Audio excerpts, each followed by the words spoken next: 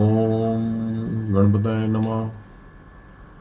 Now मित्रों, today we are going to discuss regarding the transit of Rahu in the end of the May 2025।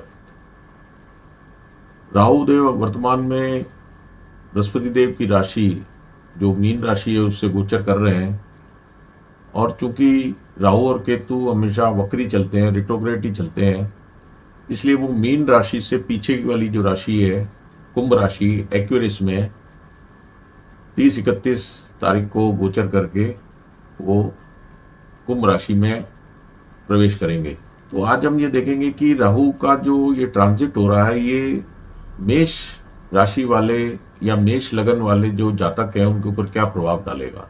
वैसे गोचर के prediction देखने के लिए जातक की जो हॉरोस्कोप है उसके अंदर जो नेटल चार्ट D1 चार्ट के अंदर जो भी प्लेनेट प्लेस्ड है उनका एस्पेक्ट किस हाउस के अंदर प्लेस्ड है, उनमें उनके साथ कौन से और प्लेनेट बैठे हुए हैं, किस किस की दृष्टि पड़ रही है, उनका जो डिस्पोजिटर है वो किस राशि में कौन से घर में विद्यमान है, दशा महादशा अंतरदशा किसकी चल रही है, और उन प्लेनेट की D9 में नवांशा में क्या पोजीशन है, और उसके अलावा ट्रांजिट जो गोचर होता है इनको भी कंसीडर करके फिर प्रिडिक्शन किए जाते हैं। तो अगर ऐसा समझें कि सिर्फ एक प्लेनेट के ट्रांजिट होने से ही जो जातक है उसके ऊपर प्रभाव आएगा, तो ऐसे किसी भी ज्योतिष शास्त्र के अंदर ऐसा कोई लिखा हुआ नहीं है। सबसे पहले तो हम ये देखें कि जहां से राहु देव आ रहे हैं वो मीन राशि बृहस्पति देव की स्वामित्व की है, और वर्तमान में जो पूर्वा भाद्रपद नक्षत्र से वो गोचर कर रहे हैं उसके स्वामी भी बृहस्पति देव हैं। बृहस्पति देव देवताओं के गुरु हैं, विजडम के कारक हैं, भाग्य के स्वामी बोला जाता है, खुशहाली के प्रतीक हैं। और बृहस्पति देव अभी मिथुन राशि के अंदर जो गोचर करेंगे, अभी वृष में गोचर कर रहे हैं तौरस राशि के अंदर जो कि शुक्रदेव की राशि है, और वो मई के मध्य के अंदर वो भी मिथुन राशि जिसके स्वामी बुध देव हैं वहां गोचर करके काफी हाई स्पीड से वो उसमें ट्रांजिट करेंगे, और नवंबर दिसंबर के अंदर वो अपनी उच्च की राशि कर की राशि में प्रवेश कर जाएंगे, और फिर वो भी वक्री होके वापिस रिट्रोग्रेड होके वापिस मिथुन राशि में कर्क राशि से बैक आएंगे। तो राहु देव वर्तमान के अंदर बृहस्पति देव के नक्षत्र से ही गोचर कर रहे हैं। तो बृहस्पति देव ज्ञान के सागर हैं, शुभता के प्रतीक हैं। राहु क्या है कि इल्यूजन के कारक हैं। अब चूंकि राहु का गर्दन के नीचे का भाग है नहीं, तो राहु असंतृप्त रहते हैं, मतलब वो सेटिस्फाई नहीं होते। ये इल्यूजन के कारक है। जो भी घटना सडन घटित होती है उसके राहु है, क्योंकि राहु केतु कोई प्लेनेट नहीं है, ये एक शेडोई प्लेनेट है जो कि चंद्रमा की ऑर्बिट और अर्थ की ऑर्बिट जो है उसका जो इंटरसेक्शन पॉइंट बनता है, तो जो नॉर्थ नोड बनती है वो राहु है, और साउथ नोड बनती है that is Ketu. Now Rahu देव जो जातक के लिए एक मतलब सत्य भी है कि जैसे हर घर जो है 12 घरों में से शुभ घर नहीं होता, तो जो हमारे 9 प्लेनेट्स हैं उसमें भी बेनिफिक प्लेनेट हैं, बेनिफिक प्लेनेट हैं, शुभ ग्रह भी हैं और अशुभ ग्रह भी हैं।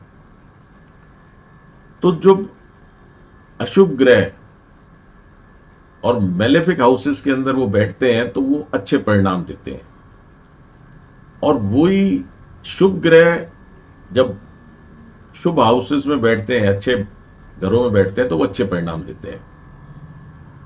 अब अगर हम ट्रांजिट देखें तो राहु का जो बिहेवियर है, राहु को शनि तुल्य समझा जाता है, और वो एक्वेरियस राशि है जो कुंभ राशि, उसके स्वामी शनि देव है।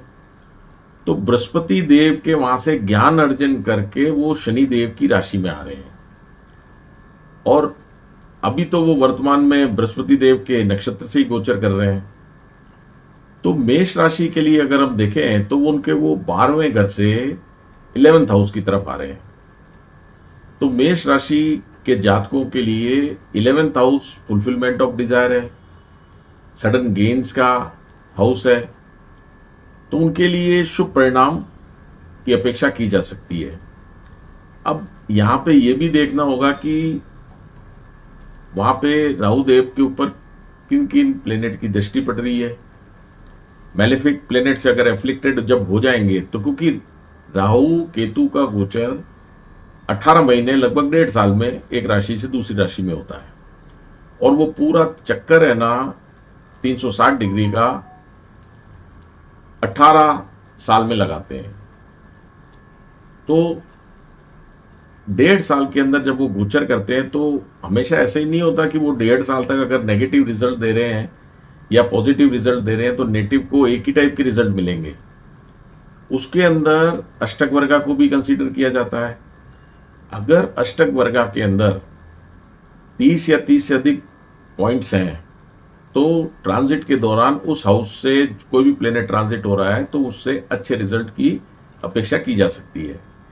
वहीं पे अगर 25 या 24 या उससे भी नीचे 20 से भी कम पॉइंट हैं तो वहां पे हम अनफेवरेबल रिजल्ट की एक्सपेक्टेशन कर सकते हैं कि वहां पे चाहे जुपिटर का भी अगर ट्रांजिट हो रहा है तो वहां, और जुपिटर की दशा भी चल रही है तो भी नेटिव को अच्छे परिणाम नहीं मिल सकते।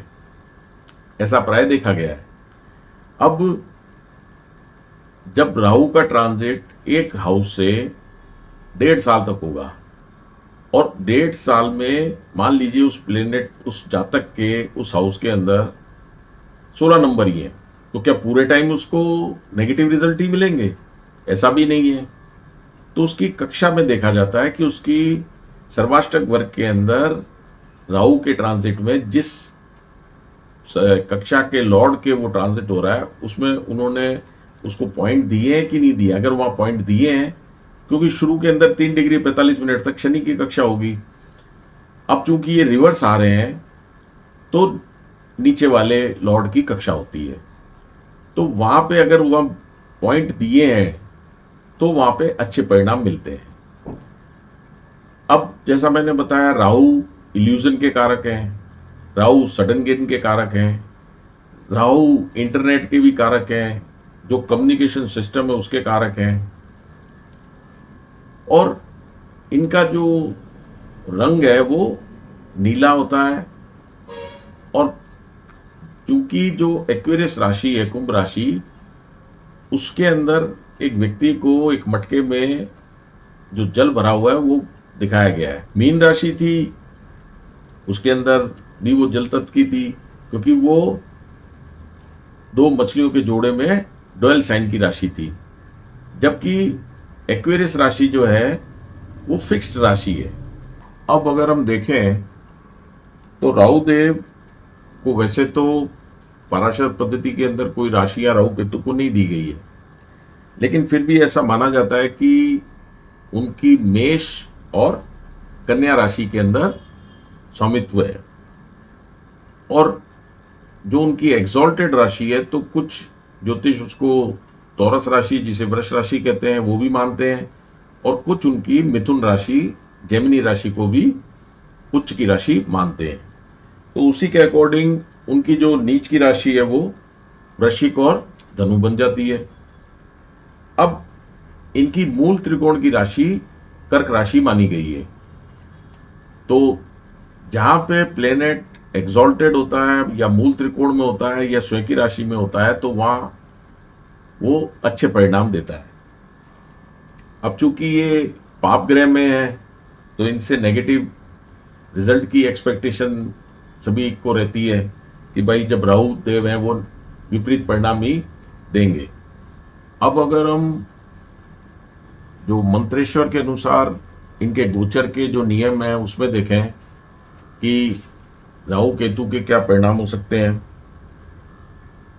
तो अगर ये चंद्रमा से अगर इनको हम देख रहे हैं, क्योंकि फल दीपिका के अंदर ये कहा गया है कि जो गोचर के परिणाम है, जो रिजल्ट की अपेक्षा है की जा सकती है, वो मून साइन से ही देखी जाती है। अब राहु देव अगर फर्स्ट हाउस से ट्रांजिट करें तो वो नेटिव को बीमारी देते हैं, मानसिक परेशानी भी दे सकते हैं, आर्थिक हानि भी देते हैं। सेकेंड हाउस से अगर वो ट्रांजिट करते हैं तो चूंकि वो कुटुंब का भी घर है, वेल्थ का भी है, स्पीच का भी हाउस है, तो वहां पे उसमें लॉस ऑफ वेल्थ देखी जाती है, कुटुंब में भी हानि होने की संभावना देख सकते हैं। आदमी व्यक्ति की जातक की जो भाषा है वो कठोर हो जाती है, कटु हो जाती है। अब जैसा मैंने आपको बताया कि जो मेलेफिक प्लेनेट और जो नेगेटिव हाउसेस से ट्रांजिट करते हैं तो वो अच्छे परिणाम देते हैं। तो त्रिक भाव के अंदर थर्ड हाउस आता है। तो अगर चंद्रमा से थर्ड हाउस से राहु का ट्रांजिट हो रहा है तो वहां पे वो खुशियां देंगे नेटिव को, उसकी काफी उसके अंदर एनकरेजमेंट बढ़ जाता है, उसके अंदर एनर्जी बढ़ जाती है। यही राहु अगर फोर्थ हाउस से ट्रांजिट देंगे तो वहां पे वो उसको कष्ट देते हैं, दुख देते हैं, उसकी प्रॉपर्टी को नुकसान दे सकते हैं। यहाँ पे जातक को दुख का अनुभव होता है। फिफ्थ हाउस से अगर राहु देव का ट्रांजिट होता है तो वहां फाइनेंशियल लॉस मिलता है, संतान पक्ष को हानि पहुंच सकती है, स्टूडेंट्स जो पढ़ाई कर रहे हैं उनकी वहां स्टडी के अंदर नुकसान हो सकता है। सिक्स्थ हाउस से अगर राहु देव का गोचर हो रहा है वहां पे वो उनको जातक को लाभ पहुंचाते हैं, फाइनेंशियल गेन देते हैं, शत्रुओं की हानि करते हैं। अगर कोई बीमारी चल रही है तो उससे भी उनको रिलीफ दिलाते हैं। सेवंथ हाउस से अगर राहु देव का गोचर हो रहा है तो वहां पे वो हानि देंगे, पत्नी को पीड़ा दे सकते हैं, पत्नी की कुंडली में पति को पीड़ा दे सकते हैं, स्वास्थ्य को हानि पहुंचा सकते हैं। बिजनेस पार्टनर है तो वहां पे भी नेगेटिव रिजल्ट देखने को मिल सकते हैं। एट्थ हाउस से अगर ट्रांजिट हो रहा है तो संस्कृत में श्लोक है, सुख नाश मृत्यु means danger to life, loss of happiness, ये मंत्रेश्वर के द्वारा कहा गया है। तो एट्थ हाउस चूंकि आयु का कारक है तो वहां पे वो काफी ज्यादा कष्ट देते हैं। नाइन्थ हाउस से अगर गोचर हो रहा है तो वहां पे भी वो हानि पहुंचाते हैं, भाग्य के अंदर भी नेगेटिव रिजल्ट मिलते हैं। अगर कोई यात्रा पे जाता है तो वहां उसको कष्ट होता है, लंबी दूरी की यात्राओं में भी कष्ट मिलेगा उसको, उसकी हायर एजुकेशन के अंदर भी अड़चने आती हैं। टेंथ हाउस से अगर राहु देव का गोचर हो रहा है तो वहां जातक को अच्छे परिणाम मिलते हैं, वहां उसको वेल्थ इंक्रीज होती है, उसकी प्रोफेशन में तरक्की मिलने के चांसेस होते हैं, ऑफिस के अंदर रेपुटेशन बढ़ती है, ऑनर मिलता है। मीडिया वालों को भी टेंथ हाउस से देखते हैं तो अगर कोई मीडिया के अंदर जॉब कर रहा है तो वहां उसकी भी प्रॉस्पेरिटी देखी जाती है। यही राहुदेव अगर 11th हाउस से ट्रांजिट कर रहे हैं तो वहां पे काफी अच्छे परिणाम की अपेक्षा की जाती है, जातक काफी खुशहाल हो जाता है, काफी उसकी वेल्थ बढ़ जाती है, क्योंकि ये 11th हाउस फुलफिलमेंट का डिजायर है, उसको सडन गेन्स मिलते हैं, प्रमोशन मिल जाते हैं जॉब के अंदर, बिजनेसमैन को काफी बिजनेस में तरक्की मिलती है, प्रॉस्पेरिटी मिलती है। 12th हाउस से अगर राहुदेव का गोचर हो रहा होता है तो वो विदेश यात्रा पे जा सकता है जातक, लेकिन यहाँ पे उसको आर्थिक हानि भी उठानी पड़ सकती है। अगर कोई पहले से बीमार चल रहा है तो वो काफी और सीरियसली इल हो सकता है, उसको हॉस्पिटलाइजेशन तक की नौबत आ सकती है। और अगर किसी ने कोई अपराध कर रखा है, उसका केस चल रहा है तो उसके अंदर भी उसको जेल जाने की संभावना रहती है। तो ये जो मैंने अभी आपको 12 हाउसेस के राहु के ट्रांजिट के जो अपेक्षित परिणाम बताए, एक्सपेक्टेड रिजल्ट्स, वो फल दीपिका के अनुसार बताए जो कि मंत्रेश्वर द्वारा बताए गए हैं। अब वर्तमान के अंदर ज्योतिष में प्रिडिक्शन की कई सारी रिसर्च हो चुकी है, काफी विद्याएं प्रचलित हैं। कृष्णामूर्ति पद्धति है, तो कृष्णामूर्ति पद्धति के अंदर जो मेन अभी बहुत ज्यादा पॉपुलर है हॉरेरी एस्ट्रोलॉजी। हॉरेरी एस्ट्रोलॉजी के अंदर गोचर से ही और 1 से 249 का क्वेरीज से नंबर लिया जाता है, लेकिन मेन रोल उसके अंदर भी ट्रांजिट ऑफ प्लेनेट्स का रहता है। अब वो प्लेनेट किन हाउसेस को सिग्निफाई कर रहा है। कृष्णामूर्ति जी के अनुसार कोई भी ग्रह अशुभ नहीं है, कोई ग्रह शुभ नहीं है, कोई हाउस अच्छा नहीं है, कोई भी हाउस खराब नहीं है। कृष्णामूर्ति जी ने हर हाउस की सिग्निफिकेशन दी हुई है कि वो प्लेनेट किन हाउसेस को सिग्निफाई कर रहा है। मेन जो कृष्णामूर्ति जी ने नक्षत्र पद्धति ली, जिसके अंदर जो हमारी विंशोत्तरी दशा होती है, उसमें भी जो दशाएं कैलकुलेट की जाती हैं वो चंद्रमा की डिग्री से at the time of birth, चंद्रमा किस नक्षत्र से गोचर कर रहे हैं उस नक्षत्र के स्वामी की विंशोत्तरी दशा में महादशा प्रारंभ होती है। और जो सीक्वेंस विंशोत्तरी दशा के प्लेनेट्स की है, वही सीक्वेंस नक्षत्र के जो लॉर्ड है उनकी भी जो नक्षत्र की सीक्वेंस ले तो उनके भी लॉर्ड की सीक्वेंस और विंशोत्तरी दशा के प्लेनेट की सीक्वेंस सेम होती है। अब जो अंतरदशा है वो अंतरदशा उस नक्षत्र के भी 9 डिवीजन किए जाते हैं, और उस 9 डिवीजन करने के बाद उनके भी स्वामी है 9 डिवीजन के, तो जो उनके स्वामी है उसकी अंतरदशा चलती है। सिमिलरली प्रति अंतर भी देखते हैं और प्राण दशा और सूक्ष्म दशा भी देखी जाती है। मेथोडोलॉजी को अपनाते हुए कृष्णामूर्ति जी ने जो प्लेनेट है वो अपने नक्षत्र स्वामी के रिजल्ट मैक्सिमम देता है।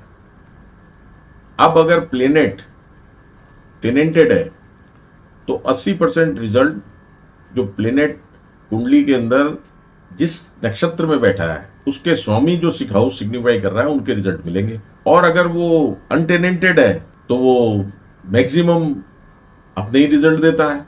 उसके बाद भृगुनंदी नाड़ी भी बहुत पॉपुलर है आजकल। तो भृगुनंदी नाड़ी के अंदर जब हम एनालिसिस देखते हैं तो उसके अंदर सिर्फ लग्न चार्ट और डिग्रीज ऑफ द प्लेनेट, उनका कनेक्शन कंजक्शन में देखा जाता है, 159 ट्राइन में देखा जाता है, 212 में देखा जाता है, 17 में देखते हैं, और फिर चलित चार्ट जो कि श्रीपति पद्धति पे आधारित है उसमें चलित में भी देखते हैं प्लेनेट की पोजीशन। इसके अलावा ट्रांजिट देख के जो आरजी राव जी ने दिया उसी के हिसाब से प्रेडिक्शन करते हैं।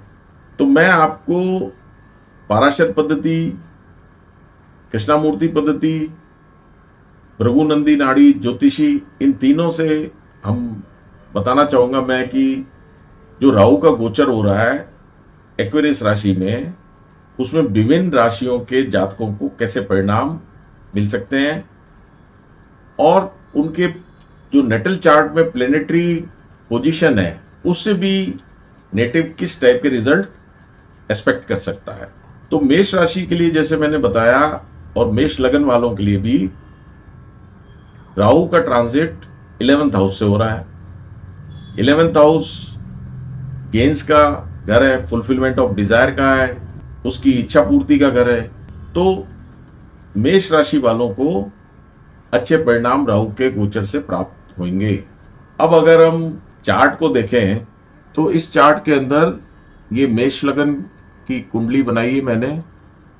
ये राहु का गोचर 11 नंबर की राशि कुंभ राशि में 31 मई की तारीख ली है, यहाँ पे गोचर हो रहा है। केतु का गोचर, क्योंकि राहु और केतु हमेशा 180 डिग्री पे रहते हैं, तो केतु का भी गोचर कन्या राशि से सिंह राशि में हो चुका है।